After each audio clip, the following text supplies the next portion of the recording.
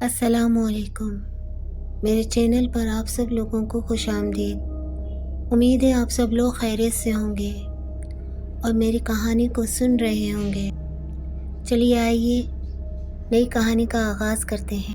کہانی کو سننے سے پہلے اپنے ارد گرد آیت الکرسی کا حصار کر لیجیے گا تاکہ آپ اس بات سے مطمئن ہوں کہ آیت الکرسی جہاں پڑھی جاتی ہے وہاں پر کوئی غیر مخلوق کسی کو تنگ نہیں کرتی۔ یہ واقعہ گجرانوالہ کے ایک قاری شکیل صاحب کا ہے۔ وہ اپنی شناخت ظاہر نہیں کرنا چاہتے مگر اس ہولناک اور ناقابل فراموش تجربے کو دوسروں تک پہنچانا چاہتے ہیں۔ ان کے مطابق یہ کوئی سنی سنائی بات نہیں بلکہ ان کی اپنی زندگی میں پیش آنے والا حقیقی واقعہ ہے جو آج بھی ان کی روح کو لرزا دیتا ہے۔ وہ بتاتے ہیں کہ یہ گناہ کسی انسان کو ایذا پہنچانے کا نہیں بلکہ نادانستگی میں ایک ایسی سرحد پار کرنے کا تھا جس کے پار کی دنیا ہمارے تصورات سے بھی کہیں زیادہ خوفناک ہے۔ یہی وہ دن تھا جب انہیں معلوم ہوا کہ ہماری اس دکھائی دینے والی دنیا کے ساتھ ایک اور دنیا بھی آباد ہے جو انسانوں کی نظروں سے اوجھل رہتی ہے۔ اس دنیا کے باشندے کبھی کبھار ہماری زندگیوں میں داخل ہو کر اپنا نشان چھوڑ جاتے ہیں۔ اس دن سردیوں کی سخت دھند ہر چیز پر چھائی ہوئی تھی۔ انہیں اپنے دوست زاہد کے بھائی کی شادی میں شرکت کے لیے گاؤں رسول پور جانا تھا۔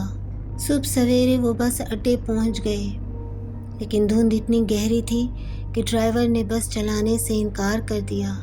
4 گھنٹے کی تاخیر کے بعد بالآخر بس روانہ ہوئی مگر سفر بھی خوفناک خاموشی، دھند اور سست رفتار نے ماحول کو بے حد پریشان کن بنا دیا۔ جب وہ کمال پور اسٹاپ پر اترے تو شام گہری ہو چکی تھی۔ جگہ سنسان پڑی تھی، صرف بند دکانیں، ٹھنڈی ہوا اور اداس ویرانی۔ انہیں لگا کہ زاہد ان کا انتظار کر کے واپس جا چکا ہوگا۔ جب کوئی سواری نہ ملی تو انہوں نے پیدل چلنے کا ارادہ کیا۔ راستہ کچا اور دونوں طرف سہمے ہوئے کھیت، دھند اور سرد ہوا ان کے دل میں وسوسے بھر رہی تھی۔ کہیں دور سے بھیڑیوں کی آوازیں آتی تو دل لرز جاتا۔ پھر انہیں دور ایک چھوٹی سی روشنی نظر آئی۔ وہ روشنی ایک پرانے بوہڑ کے درخت کے نیچے بنے ٹیوب ویل کے کمرے کی تھی۔ وہ تھوڑی دیر وہاں بیٹھے آرام کرتے رہے، پھر راستے پر چلنے لگے۔ مگر ابھی کچھ قدم ہی چلے تھے کہ اچانک ایک بھاری کرخت آواز آئی۔ ارے بھائی رکو، بات تو سنو۔ آپ نے پھرتی سے پیچھے دیکھا۔ ہاؤس کی دیوار پر ایک لاغر بوڑھا شخص بیٹھا تھا جو چند لمحے پہلے وہاں نہیں تھا۔ اس کی آنکھیں عجیب چمک رہی تھیں اور سردی کے باوجود اس کے جسم پر صرف ایک میلی دھوتی تھی۔ انہوں نے لرزتے دل سے سلام کیا مگر وہ بوڑھا صرف ایک خالی مکار مسکراہٹ کے ساتھ انہیں گھورتا رہا۔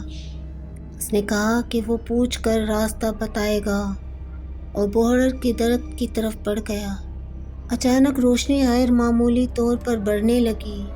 شکیل صاحب نے اوپر دیکھا اور ان کی روح لرز اٹھی۔ درخت کی ہر شاخ پر سینکڑوں ننگ دھڑنگ دبلی پتلی ٹانگوں والے بوڑھے بیٹھے تھے۔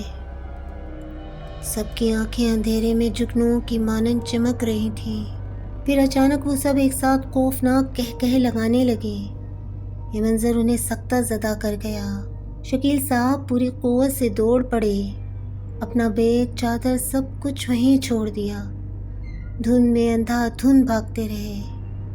جب تھک کر رکے تو انہیں دور سے گھنٹی کی آواز سنائی دی۔ ایک بیل گاڑی آ رہی تھی۔ بھاگ کر انہوں نے مدد مانگی۔ بیل گاڑی والا پہلے تو بڑا ہمدردی سے پیش آیا، پھر اچانک اس نے چادر ہٹائی۔ وہی ٹیوب ویل والا بوڑھا۔ اس کی شیطانی مسکراہٹ اور چمکتی آنکھیں دیکھ کر شکیل صاحب کی جان نکل گئی۔ وہ چیخ کر پھر سے الٹی سمت بھاگے۔ لگتا تھا جیسے یہ مخلوق ان سے کھیل رہی ہو۔ پھر انہیں دور روشنیوں کا گاؤں نظر آیا۔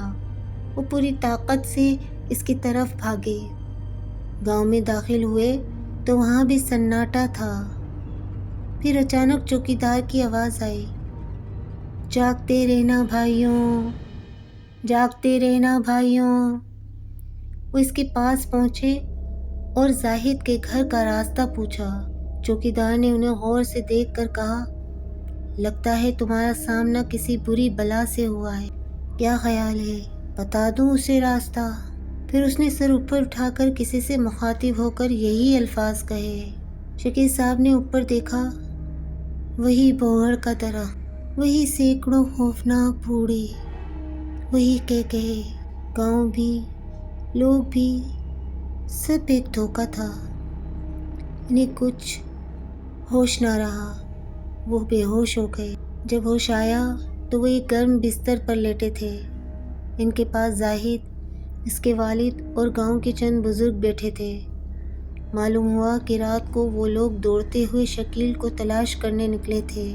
پرانی ٹیوب ویل کے پاس ایک دبلا بوڑھا ان کے سامنے آیا اور بتایا کہ ہاؤس کے پاس ایک لڑکا بے ہوش پڑا ہے۔ یہی اطلاع ملنے پر انہیں شکیل صاحب ملے، لیکن وہ بوڑھا جو اطلاع دینے آیا تھا چند لمحوں میں غائب ہو گیا۔ امام صاحب نے دم کیا اور بتایا وہ جگہ جنات کا مسکن ہے، بوہڑ کا درخت ان کا ٹھکانہ ہے، اور یہ مخلوق شکلیں بدلنے پر قادر ہیں۔ وہ انسان کو جسمانی نقصان کم دیتی ہیں مگر اس سے بھٹکا کر اس کے خوف سے کھیلتی ہیں۔ تم ان کے کھیل کا حصہ بن گئے تھے۔ شکیل نے خوف زدہ ہو کر پوچھا، لیکن وہ آخری بوڑھا جس نے میری مدد کی، وہ کون تھا؟ امام صاحب نے گہری سانس لی، وہ بھی انہی میں سے تھا، شاید ان کا سردار۔ جب ان کا کھیل مکمل ہو گیا انہوں نے تمہیں واپس کر دیا۔ اصل حقیقت اللہ ہی جانتا ہے، اصل حقیقت اللہ ہی جانتا ہے۔ کئی ہفتے تک شکیل بخار اور خوف کے زیر اثر رہے۔ آج بھی جب وہ کسی بڑے بوہڑ کے درخت کو دیکھتے ہیں تو وہی قہقہے، وہی چمکتی آنکھیں اور وہی منحوس ہنسی ذہن میں گونجنے لگتی ہے۔ امید ہے آپ لوگوں کو میری کہانی پسند آئی ہوگی۔ اگر آپ اپنی کوئی کہانی شیئر کرنا چاہتے ہیں تو دیے گئے ڈسکرپشن باکس میں ای میل ایڈریس پر یا واٹس ایپ نمبر پر آپ اپنی کہانی شیئر کر سکتے ہیں۔ پھر نئی کہانی کے ساتھ آپ سے ملاقات ہوگی۔ جب تک کے لیے اپنا بہت خیال رکھیے گا۔ اللہ حافظ۔